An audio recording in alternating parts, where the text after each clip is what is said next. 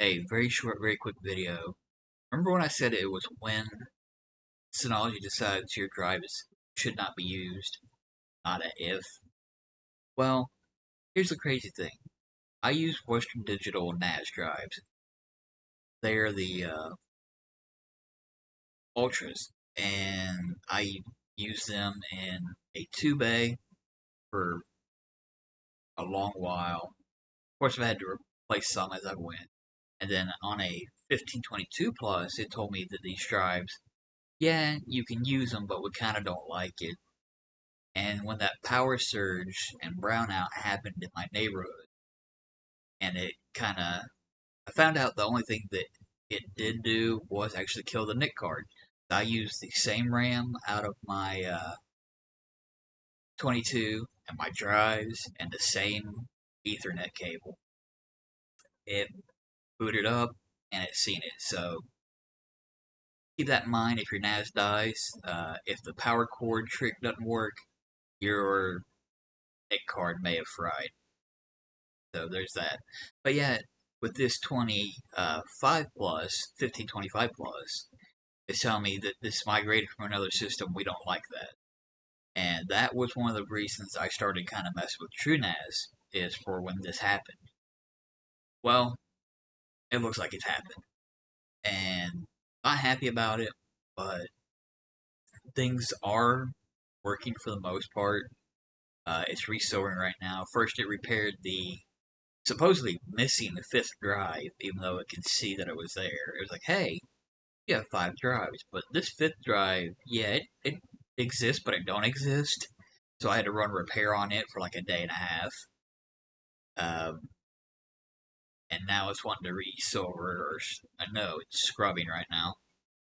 It'll probably want to re-silver also. So there's probably another 2 or 3 days. Uh, Things did work. I did have to use a different local IP initially before switching it back to the 212. And besides that, I mean, things have worked. Uh, Even when it was saying warning critical state, I was able to go into BioStation, see my uh, old projects. I could see all my Docker settings and persistent data. Uh, but I really wanted to not have it, even though it's not in a critical state or a bad state, say warning or critical. But I will run this NAS into the ground, which will probably be, hopefully it doesn't go out soon, because these things are very expensive. Um, but yeah, who knows? I want to be looking into a RAID card for TrueNAS. The way I can just say, hey, I got the most important data off of uh, Synology. You know, the Docker stuff, legal documents, some projects that I'm really, really close to, even ones like when I was really young. Because if it's only like a backup from the last couple of years, whatever. But even as a kid, I used to make, I don't know if anybody's going to remember it, but I used to make CD backups or DVD backups of your data. But if you scratch that disk, you're done for. And through the years, you keep moving, saving, moving, saving, moving, saving, moving, saving. And then I ended up with, it wasn't a Synology. I think it was just like a JBOD. It's like two disks just crammed together. And that's not good, because as soon as one disc on that goes out, you're done. It was not the smartest, but it was a really cool thing back in the day. That meant you had well, I guess in today's kind of capacity world, it's not much, but back then you had an amazing, crazy amount of data storage.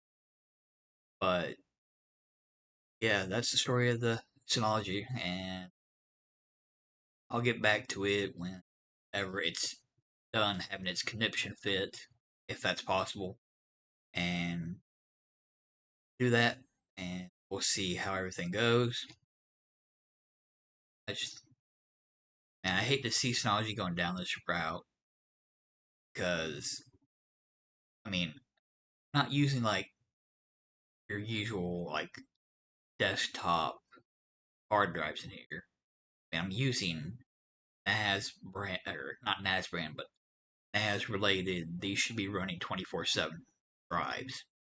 Some of them are the ultras, like I said, which are pretty doggone expensive.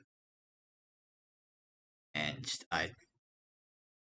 uh, I guess I should go. I'm getting angry, but I want to let you guys know, yes, the Synology is getting back up and going, supposedly.